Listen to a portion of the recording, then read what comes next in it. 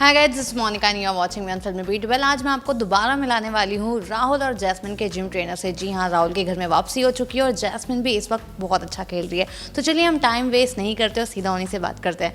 Hello Sonu ji, welcome to Filmibeat once again. Thank you so much. कैसी हैं आप? मैं ठीक हूँ। अच्छा, ये बताओ कि राहुल की वापस एंट्री हुई है, अब जो राहुल गए हैं इसमें आपको कितने कॉन्फिडेंस लेवल और क्या चीज़ें ऐसी लग रहा है कि हाँ ये बढ़ के गई है? राहुल एक्चुअली वापस पहुँचे हैं अपनी ऊर्जा को दोबारा अपने अंदर समेट कर। जो ऊर्जा वहाँ उनसे ले ली गई थी उसको दोबारा उन्होंने चार्ज किया, बैटरी रिचार्ज करके, और नेटवर्क फुल है। तो अब कॉल फटाफट लगेंगे और मज़ा आएगा लोगों को देखने में।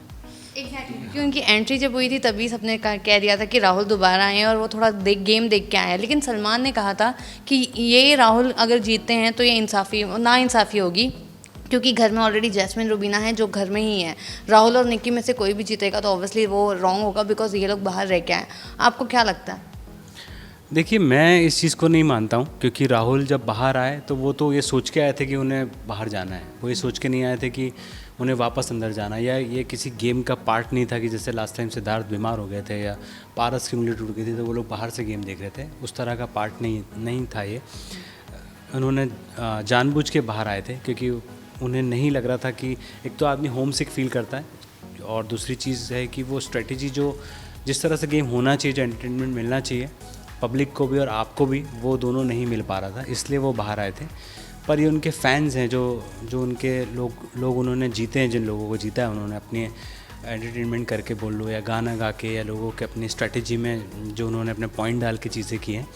तो ये लोगों का प्यार है जो उनको वापस लाया है। तो इसमें यदि सलमान भाई कुछ बोलें या फिर अंदर के लोग कुछ भी बोलें, इससे फ़र्क नहीं पड़ता, क्योंकि मेन जो है आपको जो स्टैंपिंग होने वाली है वो बाहर से हो रही है।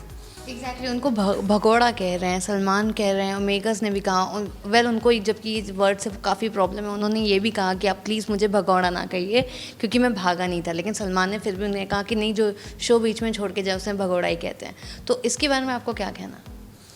देखिए, भगोड़ा नहीं कहना चाहिए। मतलब ये एक्चुअली क्या होता है ना, किसी एक पॉइंट पे आपको, मुझे लगता है कि एक जो बड़ा इंसान है, सलमान भाई जो हैं, वो शो को टर्न करते हैं और चीज़ों को बहुत माइन्यूटली देखते हैं। तो कई बार क्या होता है ना कि कुछ चीज़ें जो हैं वो इस तरह से समझाई जाती हैं कि आप इसको दोबारा ना करें रियल ज़िंदगी में। तो ये एक सलमान भाई की तरफ से राहुल को एक ऐसा लेसन है कि वो हमेशा उनके दिमाग में हैमर करता रहे। तो मुझे लगता है कि इन रियलिटी उनको वो देना चाहते हैं, ना कि बिग बॉस के उसमें। और जो दूसरे लोग बोल रहे हैं वो उसको, राहुल को उत्तेजित कर रहे हैं कि अब ये एंगर में आके कुछ उल्टा सीधा करे और हम फिर दोबारा ये बाहर चले जाएं। कुछ ऐसी सिचुएशन क्रिएट करना चाह रहे हैं। But Rahul is very smart, he knows कि किसको कितना तवज्जो देना है और कहाँ पे कौन सी बात बोलनी है, किस तरह से रिएक्ट करना है। तो वो और संभल गया है पहले से। तो इसके आगे हमने देखा था कि जब भी उन्होंने, कब से वो कह रहे थे कि जब भी उन्होंने दिशा के बर्थडे पे प्रपोज़ किया था कि मुझे दिशा का जवाब चाहिए, लेकिन उनको मिला नहीं तो घर से बाहर चले गए। और उसके बाद ऑब्वियसली दोबारा जब लौटे तो विकास ने उनको दुपट्टा दिया है। तो ये कहीं ना कहीं अगर मैं बोलूँ तो सोशल मीडिया पे बहुत सारी चीज़ें चल रही थी। कोई कह रहा था कि राहुल पहले से एंगेज्ड है, कोई कह रहा था कि ये सिर्फ TRP के लिए। आपसे मैं जानना चाहूँगी कि क्या सच में राहुल पहले से एंगेज थे, ये सिर्फ एक TRP के लिए था, या आप भी शौक थे वो देख के? नहीं, दिशा का और राहुल का एक बहुत गहरा बॉन्ड है। एंगेज तो नहीं थे वो, पर एक ऐसी बॉन्डिंग थी। पर उस समय क्या होता है ना, जब इंसान सामने होता है तो हमको उसकी अहमियत का उतना अंदाज़ा नहीं होता है कि मैं किस चीज़ को कितना तवज्जो दे रहा हूँ लाइफ में। तो ये जब बिग बॉस के गेम में इंसान जब मतलब वो गए, एंट्री की राहुल ने, तो उन्हें वो फील जो और ज़्यादा फीलिंग आने लगी एक्चुअली, मैं कहना चाहूँगा। तो वो मिस करने लगे। तो जब आप जिससे रोज़ मिलते हो, जो बॉन्ड आप क्रिएट करते हो, तो वो आदमी फिर सैड फील करने लग जाता है। वो भी एक पार्ट था राहुल के बाहर आने का। दूसरा, मॉमलेट को ही मिस कर रहा था, और इतने दिन तक कभी बाहर कोई रहता नहीं है।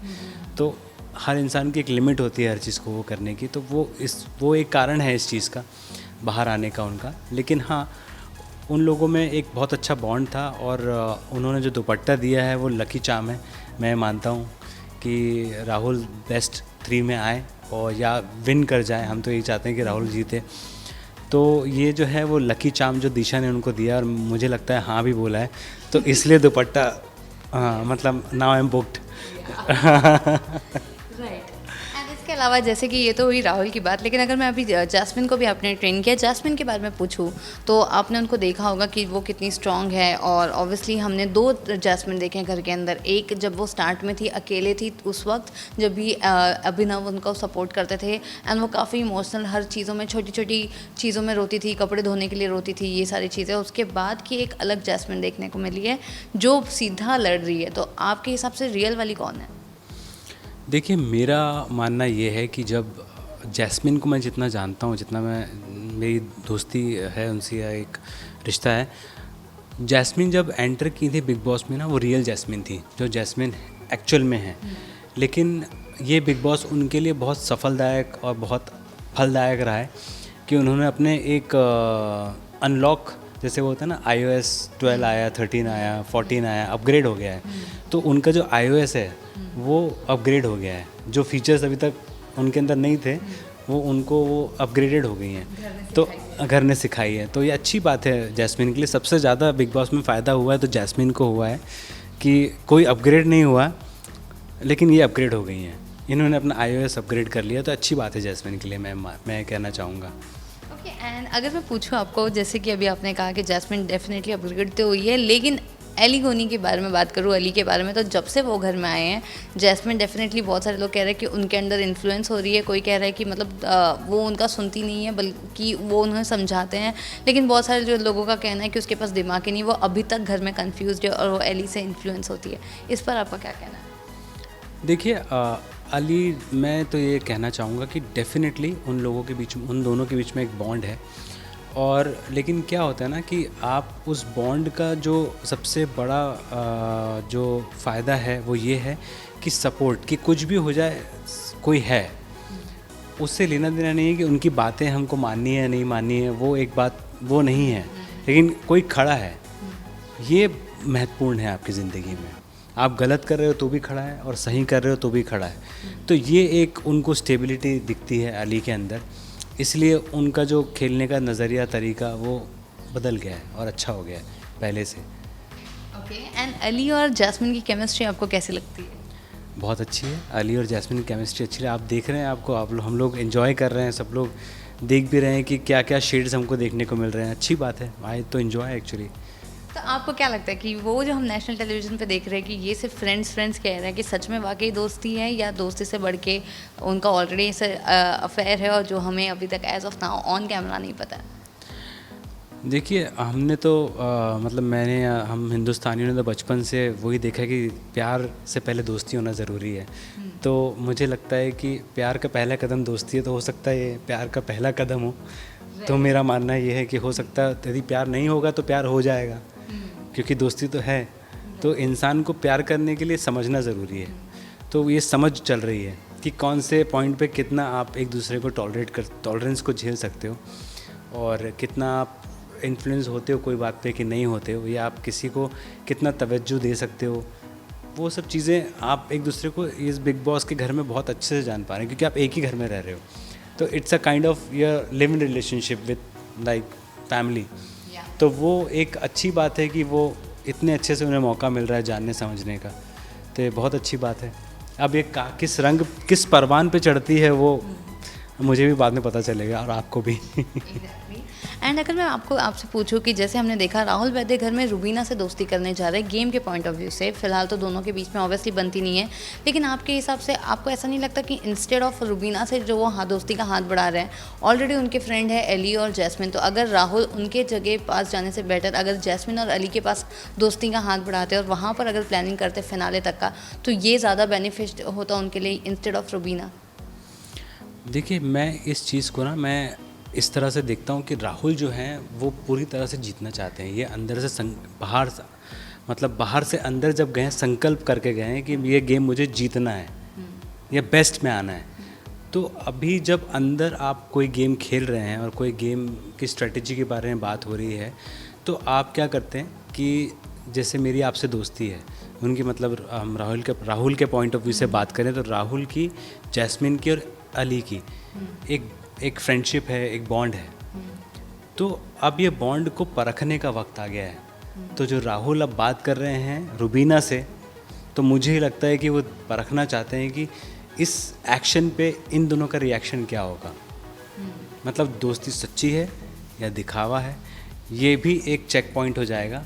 और वहाँ पे भी एक मौका दिया जा रहा है कि boss, I am not enemy to you, I want to play game with you, I want to show new shades to audience, will you come with मी।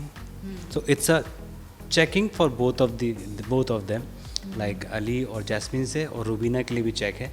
जो राहुल का स्टेप है बहुत अच्छा मुझे लगा, तो इससे और एक नई चीज़ आपको देखने को मिलेगी। और वो राहुल के पॉइंट ऑफ व्यू से वो ही चेकिंग, जो आपको अगले अब कुछ दिनों में पता चलेगा कि क्या रिएक्शन आ रहे हैं, कि उत्सुकता बढ़ रही है, एंगर बढ़ रहा है, या उधर से लग रहा है कि रुबीना बोलती नहीं है चलो बहुत, तब हमने आमना सामना कर लिया, अब साथ खड़े हो जाते हैं।